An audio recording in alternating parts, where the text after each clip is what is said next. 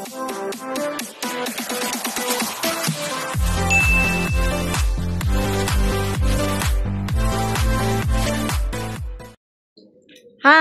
Welcome back sa aking channel. O, babati muna ako sa inyo mga opay nga kulupay yung atanan di sa Baclayan. Kamusta na kayo dyan? Eto pala, bumili pala ako ng bike uli. Yung e-bike na 2025 latest. Ito guys, ang ganda yan. Tinatanggalan ni Tommy ng mga plastic. Binili ko to. Yan. Ang dami ko ng bike. Siguro ano na to, pang 5 bike.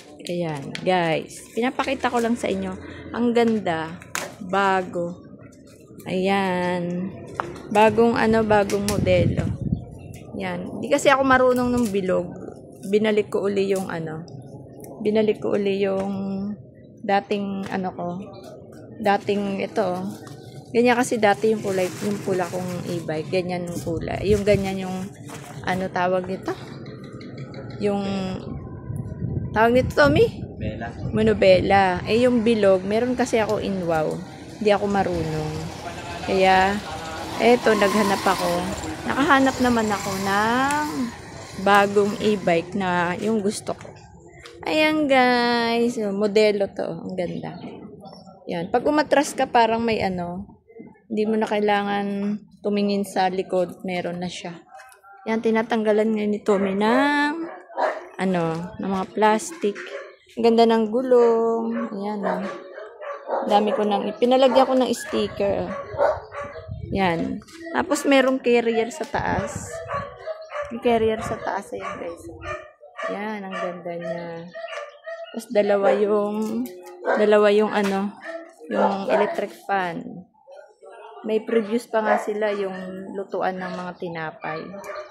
Ayan, yung uso ngayon. Ito guys, pwedeng pagpayat yung sasakay dito, pwedeng takluhan. Tapos dito, pwedeng 5 sasakay. Ayan guys. Ayan ang aking bagong e-bike. May extra pang gulong. Ito, extra gulong. Ayan. Tapos ang previous dito, eto, mayroon na siyang trapal. Maganda yung trapal niya, hindi plastic. Di katulad nung isa nabili ko, plastic lang. Eto, maganda. Tomato pa, Ayan, guys. Ito. Ang ganda ng upuan. Kaya ito yung gusto ko kasi unique siya. Unique yung upuan niya. Ayan, unique yung upuan niya. Ayan. Ayan, guys, ang aking e-bike na bago. May carrier sa taas. Paano?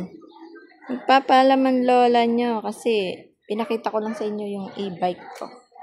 E-bike na latest 2025. Tingnan mo naman guys, napakaganda niya. Dati meron akong ganito yung pula, maliit lang. Ay binalik ko sa dati. Ayan guys. Ayan ang bagong e-bike. Paano papalam na ako sa inyo? Bye!